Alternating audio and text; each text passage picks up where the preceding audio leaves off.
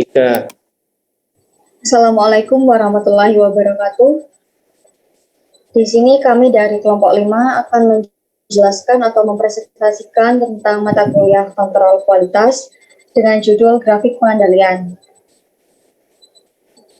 Di sini kami beranggotakan M. Mustaka Wicaksono, Nanda Sulistiawati, dan Rengga Wahyu Maulana. Sebelum kita memasuki pada inti pembahasan, alangkah baiknya kita mengenal apa itu Kisi Seven Tools. Jadi, menurut Juran tahun 1962, kualitas adalah kesesuaian dengan tujuan atau manfaatnya. Jadi, dalam rangka mengendalikan kualitas pada suatu sistem organisasi itu digunakan alat yang dikenal sebagai Seven Tools atau 7 alat pengendalian kualitas. Apa itu Kisi Seven Tools? Jadi Kisi Seven Tools itu merupakan salah satu alat statistika untuk mencari akar permasalahan kualitas, sehingga manajemen kualitas tersebut dapat menggunakan Seven Tools tersebut untuk mengetahui permasalahan terhadap produk yang mengalami cacat. Jadi Kisi Seven Tools ini tuh pertama kali diperkenalkan oleh seorang engineer dari Universitas Tokyo yang bernama Kaoru Ishikawa. Jadi Kisi Seven Tools itu sendiri terdiri dari 7 alat. Yang pertama yaitu checklist, yang kedua stratification diagram, yang ketiga histogram, yang keempat scatter diagram, yang kelima Pareto diagram, yang keenam cause effect diagram, dan yang ketujuh control chart atau grafik pengendali. Jadi di sini kami akan menjelaskan grafik pengendali tersebut. Ya, grafik pengendali atau lebih dikenal control chart atau peta kendali.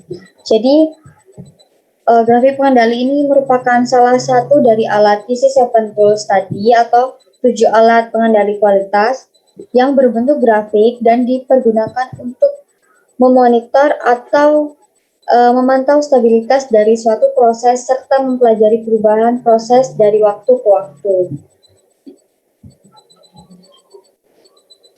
Oke, selanjutnya akan dijelaskan oleh teman saya, Mustoko. Terima kasih Mbak Nanda. Tujuan grafik pengendali. Tujuan utama dari penggunaan control chart adalah untuk mengendalikan proses produksi sehingga dapat menghasilkan kualitas yang unggul dengan cara mendeteksi penyebab variasi yang tidak alami atau penyebab spesial atau penyebab yang tidak natural atau disebut dengan proses shift atau terjadinya pergeseran proses, serta untuk mengurangi variasi yang terdapat dalam proses sehingga menghasilkan proses yang stabil. Saya dan Mas Rengga.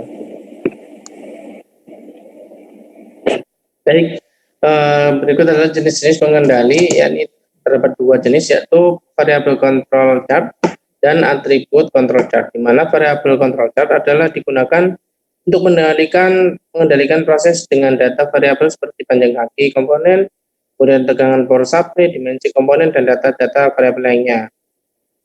Kemudian yang atribut control chart adalah seperti dia itu untuk memilah bagaimana caranya itu ketika ada suatu benda atau komponen yang reject. Jadi kebalikan ya dari variable control chart, di mana untuk atribut control chart itu contohnya seperti apabila ada karyawan yang tidak masuk, kemudian komponen-komponen yang gagal produk itu di situ dipilah di dalamnya.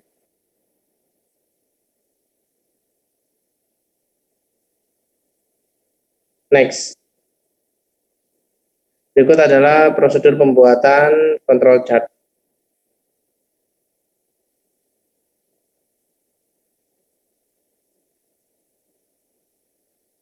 Terdapat beberapa, yakni caranya adalah prosedurnya memilih jenis control chart, menentukan waktu periode pengambilan data, pengumpulan data dan rekam data, kemudian menghitung masing-masing data statistik, kemudian identifikasikan skala yang tepat dan cocok, kemudian hitung garis tengah dan batas kontrol untuk UCL dan LCL, kemudian ujilah cat yang telah dimasukkan, kemudian lakukan investigasi. Next. Untuk studi kasus silakan Bapak. Terima kasih Mas. Studi kasus. Pengendalian kualitas statistik atribut untuk produksi pembuatan roti. Data ini diperoleh dari pabrik roti Delima di Makassar. Data produksi roti dihitung dengan menggunakan grafik pengendali proporsi kesalahan atau P-chart dengan jumlah sampel yang sama dalam tiap kelompok unit, di mana data tersebut dihitung untuk mengetahui apakah proses produksi tersebut berada dalam kontrol atau tidak. Hanya dianalisis kualitas produk roti. Silakan Mbak Nanda. Silakan Mbak Nanda. Itu saja yang dapat kami jelaskan. Kurang lebihnya kami mohon maaf. Wassalamualaikum warahmatullahi wabarakatuh.